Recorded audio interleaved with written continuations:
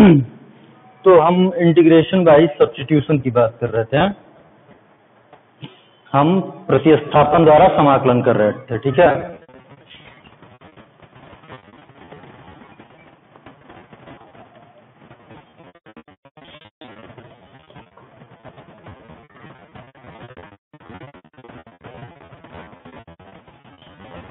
ठीक, तो इसमें से हम तुम लोगों को कुछ बताए थे क्वेश्चंस वगैरह।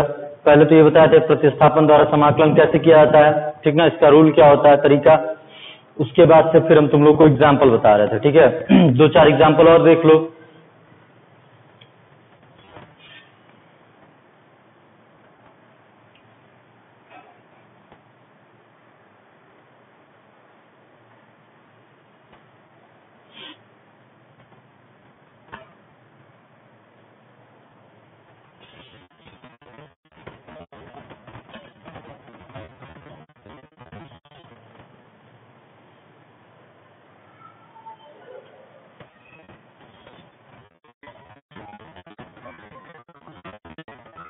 एक फलन ये है, ठीक है।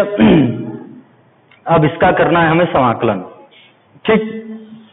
तो मैंने बताया था कि प्रतिस्थापन द्वारा समाकलन करते समय यह ध्यान दिया जाता है कि क्या कि किसी अगर पर्टिकुलर फलन को x मान लिया जाए तो क्या उसका अवकलन दिया गया है या नहीं। तो तुम थोड़ा यहाँ ध्यान दो, तो यहाँ से इसका समाकलन करना है।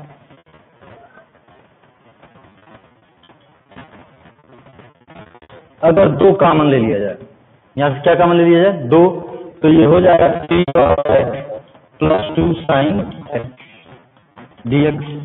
और ये 2 जो कॉमन लिया गया है बाहर निकल के चला आएगा 1/2, ठीक है।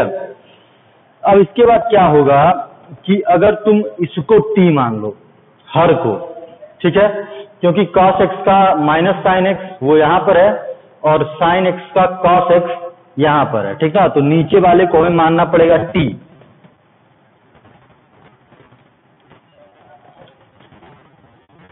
तो मानो तो 3 cos x का माइनस sin x हो जाएगा प्लस 2 sin x का cos x। बताए थे कि x के सापेक्ष लिखकर dx लिख देते हैं और t का t के सापेक्ष करके dt लिख देते हैं, ठीक है। तो ये 2 cos x minus 3 sin x dx किसके बराबर हो जाएगा, dt के। ये 2 cos x minus 3 sin x dx बराबर हो जाएगा dt। और बचे हमने इसको मान के रखा है t, 3 cos x plus 2 cos 2 sin x हमने माना है t। तो ये होता है log 1/t का समाकलन होता है, log कांस्टेंट जोड़ देते हैं और t रख देंगे, हमारा आंसर आ जाएगा, ठीक है। तो ये प्रतिस्थापन द्वारा समाकलन है, ठीक। तुमको क्या करना है प्रतिस्थापन द्वारा समाकलन में, तुम्हें ध्यान देना है कि क्या किसी फलन को t मानने पर उसका अवकलन दिया है, ठीक है। अगर इतना मिल जाता है तो फिर वहां पर बुद्धि लगा दो, उस जो फलन दिया है जिसका अवकलन दिया है उसको t मानो, तो वो अवकलन और dx मिलके dt हो जाएगा। और जिसको जहां t माने हो वहां t रख दो, उसके बाद आसानी से समाकलन हो जाएगा तुम्हारा, ठीक है। एक और क्वेश्चन देख लो, यहाँ कोई दिक्कत तो नहीं है। हाँ, 1/2 रहेगा, 1/2।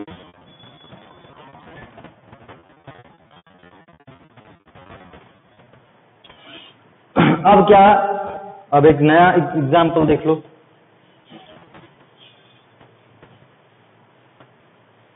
ऐसा क्वेश्चन देख लो,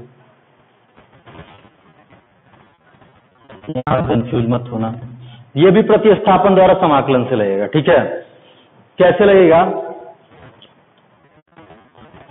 प्रतिस्थापन द्वारा समाकलन से लगाने के लिए पहले यहाँ पर √x वाला मानेंगे कि यहाँ पर हम जानते हैं √x का समाकलन जानते हैं, ठीक है। तो ax प्लस b पूरे को हम t मानेंगे ताकि ये क्या हो जाए, √t।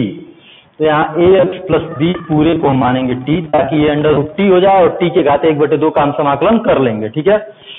तो अवकलन हम बताए थे दोनों पर छुआ कर देंगे, तो ये a × 1 + 0 हो जाएगा और इसके आगे हम dx लिख देंगे, t समाकलन 1 × dt।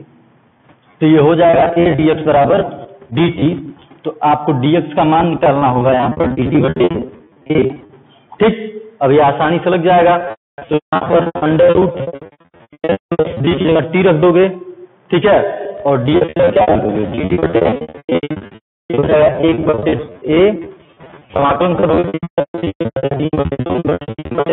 टी का मान रख दो, ठीक है, ax प्लस b के घाते 3/2, और ये 2 ऊपर चला जाएगा। इसका नेक्स्ट स्टेप इसका आंसर हो जाएगा। ठीक है, तो बड़ा ही आसान है प्रतिस्थापन द्वारा समाकलन। ठीक है, बस थोड़ा कंसंट्रेट होकर देखना है आपको कि क्या अवकलन मिल रहा है या नहीं। ठीक है, तो क्वेश्चंस आप लगाएंगे, नहीं आता है तो पूछेंगे। ठीक है, और पढ़िए क्योंकि आपका एग्जाम मार्च में ही होगा।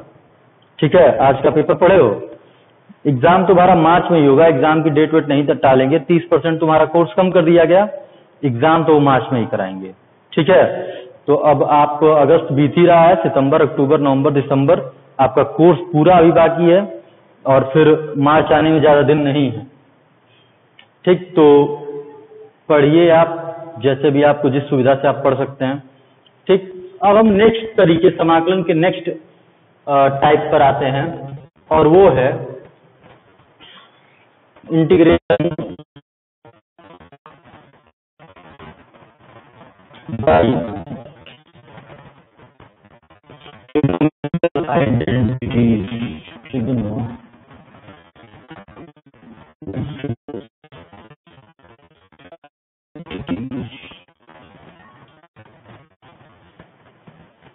आपने त्रिकोणमिति में पढ़ा होगा काफी सारे फार्मूला, काफी सारे सर्वसमीकरणें पढ़ी हैं। साइन ए प्लस बी, साइन ए माइनस बी, सब पढ़ा है ना। Sign A cos B, cos A sine B, सब पढ़ा है। साइन 2a का फार्मूला, साइन 3a का फार्मूला पढ़े हैं। इन सब का उपयोग फिर यहाँ पर होगा। ठीक, एक बार कहाँ उपयोग हुआ था, अवकलन में। अवकलन में भी ये किया गया था, ट्रिग्नोमेट्री की सहायता से हमने अवकलन किया था, और एक बार फिर हम ट्रिग्नोमेट्री की सहायता से हम समाकलन भी करेंगे। तो हिंदी में इसे कहते हैं समीकरण द्वारा समाकलन। ठीक है, अब होगा क्या, ये कैसे करेंगे? तुम्हें इसके लिए सारे फार्मूले याद होने चाहिए। पहली बात, साइन 2a, साइन 2a का फार्मूला, कॉस 2a का फार्मूला, tan 2a का फार्मूला, साइन ए प्लस बी, साइन ए माइनस बी, वो जितना होता है वो सारा आपको याद होना चाहिए। ठीक है, अब एक चलो हम करते हैं समाकलन। ठीक, हमें करना है समाकलन साइन स्क्वायर एक्स का। ठीक, तो अब क्या हम किसका समाकलन जानते हैं? साइन एक्स का। क्या हम साइन स्क्वायर एक्स का समाकलन जानते हैं? नहीं। ठीक, हमें अगर समाकलन करना हो साइन क्यूब एक्स का, अगर हमें समाकलन स्क्वायर एक्स का क्यूब एक्स का, या साइन,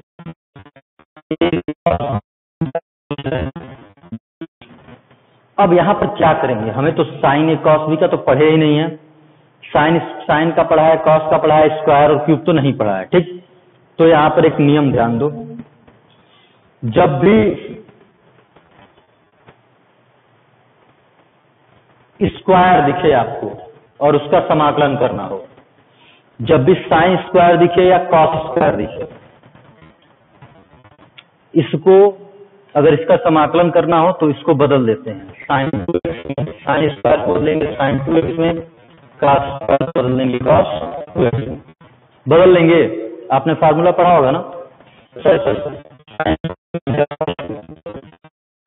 साइन स्क्वायर या कॉस स्क्वायर को हम किस में बदल देंगे? कॉस 2x में। और कैसे बदलेंगे? आपने फार्मूला पढ़ा है, कॉस क्या पढ़ा है? 1 - 2 साइन स्क्वायर एक्स। ठीक है, तो बदलिए, -2 इधर आएगा तो 2 साइन स्क्वायर एक्स बराबर 1 - कॉस 2x। तो यहाँ से साइन स्क्वायर एक्स बराबर हो जाएगा 1 - कॉस 2x बटे 2। ठीक है, ऐसे ही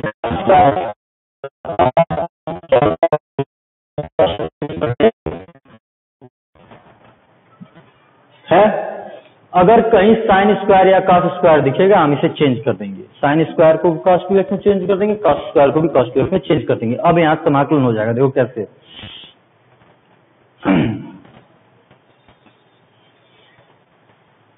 तो साइन स्क्वायर एक्स का समाकलन करना, क्या करेंगे, इसको चेंज कर देंगे, इसको क्या लिख देंगे, कॉस 2x बटे 2, बताया ना भी, इसको चेंज कर देंगे कॉस 2x में, ठीक है। फिर इसको आप क्या लिख सकते हैं, 1/2 माइनस कॉस 2x बटे 2 dx लिख देंगे। अब इसको लिख देंगे आप 1/2 dx माइनस 1/2, ठीक है, 1/2 हमने बाहर करके लिख दिया। अब नेक्स्ट स्टेप में बाहर कर देंगे, ये 1/2 बाहर हो जाएगा, बचेगा यहाँ पे माइनस ये 1/2 बाहर हो जाएगा, ठीक है। और फिर समाकलन डी कट जाएगा, लेकिन हम काटते नहीं है, ठीक है, क्योंकि हम जानते हैं ना समाकलन अवकलन का क्या होता है, व्युत्क्रम। 1/2 ये हो जाएगा x, ठीक है। समाकलन dx किसके बराबर हुआ, x के, माइनस 1/2 cos 2x का समाकलन क्या हो जाएगा, हमने तुमको अभी इससे एक दिन पहले बताया था ना, cos 5x cos 4x, ये हो जाएगा sin 2x बटे 2। समझ में आ रही बात। cos x का क्या होता है, sin x।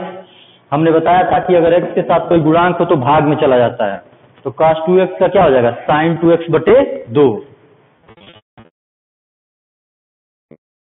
जबानी आपको याद रखना पड़ेगा। अब यहाँ पर आप प्रतिस्थापन नहीं करेंगे कि माना 2x बराबर t तो 2dx बराबर dt, आपको वो याद करना पड़ेगा, ठीक है। यहाँ से 1/2 कॉमन ले लो, तो ये हो जाएगा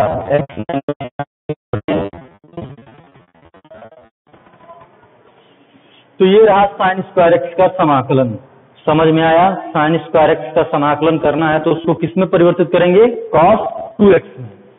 ऐसे ही cos स्क्वायर एक्स का समाकलन करना हो तो बस कुछ नहीं, यहाँ जहाँ माइनस है वहां पर क्या हो जाएगा, प्लस, ठीक है।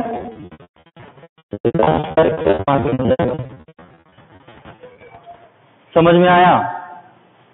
तो साइन स्क्वायर एक्स चाहे cos स्क्वायर एक्स मिले तो आप उसको तोड़ेंगे cos 2x पे या cos 2x पर ही तोड़ेंगे। अगर आपको cos स्क्वायर 2x मिल जाए तो क्या करेंगे, तो वहां पर 2x को t मानेंगे, ठीक है। मान लो cos स्क्वायर 5x,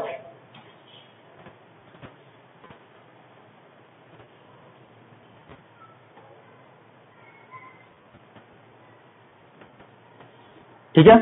अब क्या करेंगे, तो पहले प्रतिस्थापन कर लेंगे, ठीक है, क्योंकि हम जानते हैं कि इसका cos स्क्वायर x का, प्रतिस्थापित कर दो। 5x को क्या मानो, t, तो यहां से dx बराबर क्या हो जाएगा, dt बटे 5 रख दो, तो cos स्क्वायर t dt बटे 5, तो 5 को हम नीचे लिख देते हैं, 1/5 बाहर। अब इसका हो जाएगा, इसको फिर cos 2t पे तोड़ देंगे, ठीक, ऐसे करते हैं। तो इसके लिए आपको फार्मूला वगैरह याद होना चाहिए, ठीक है। अब क्या होगा अगर साइन क्यूब है,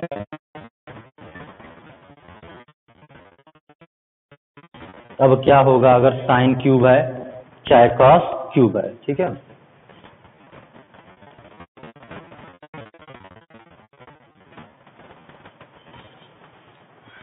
तो जैसे साइन स्क्वायर को cos 2 में परिवर्तित किया, वैसे ही साइन क्यूब को 3 में परिवर्तित करेंगे, ठीक है। आपने फार्मूला पढ़ा होगा, साइन 3x क्या पढ़ा होगा,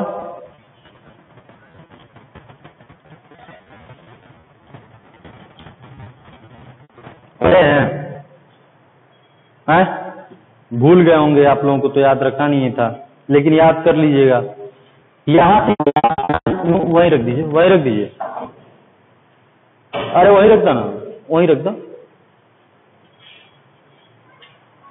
तो अब तुम साइन क्यूब का मान निकाल लोगे यहाँ से, हैं? साइन क्यूब को इधर करना, साइन 3 को उधर करना, चलो एक करके दिखाई दे रहा है, ठीक है।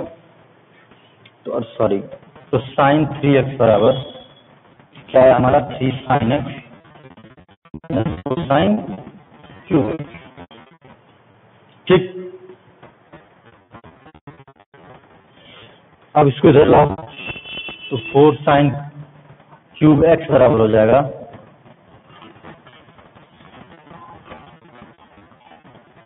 3 sin x minus sin 3x। तो sin क्यूब एक्स का मान निकाल लो।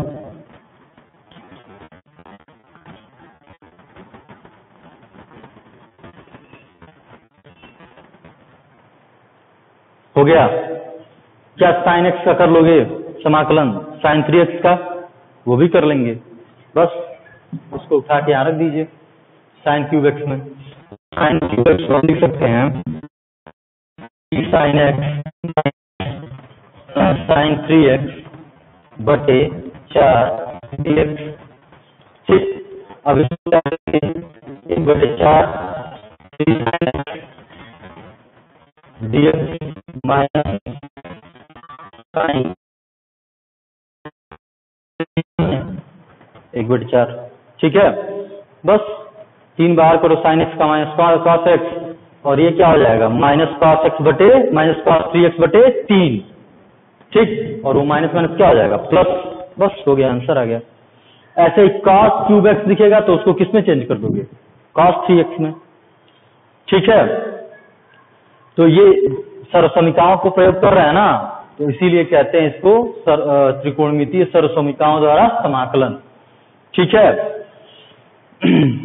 समझ में आया? ठीक, चलिए थोड़ा और आगे दे दो।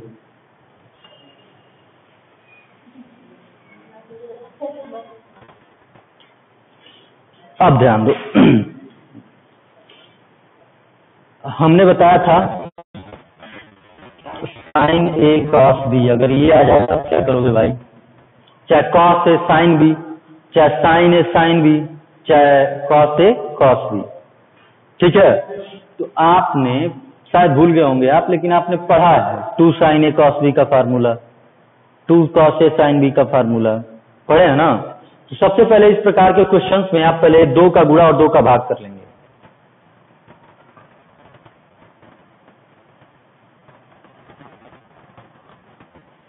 लिख सकते हैं ऐसे, 2 sin a cos b है, उसको लगा दो sin a plus b plus sin a minus b। ठीक है, तो ये हो जाएगा sin a plus b plus sin a minus b। ठीक, अब क्या, अब तोड़ दो, तो समाकलन sin a plus b dx plus sin समाकलन sin a minus b dx, यहां से तुम्हारा आंसर आ जाएगा। ठीक है, मान लो अब a की जगह 5x, b की जगह 3x रहे। ठीक, तो यहाँ 5x प्लस 3x मिलके क्या हो जाएगा 8x, तो sin 8x। ठीक है, sin 8x का क्या हो जाएगा माइनस cos 8x बाई 8। ठीक, अच्छा अगर यही क्वेश्चन रहे तब क्या होगा, तो स्टेप आगे बढ़ो। अच्छा, इसका क्या होगा समाकलन sin a plus b dx का minus cos a plus b बटे a प्लस b, x के साथ जो भी है। अच्छा, यहाँ sin,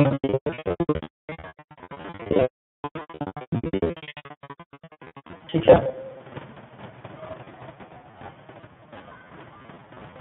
क्योंकि x का x के सापेक्ष होगा ना, नहीं तब तो वो कांस्टेंट हो जाएगा।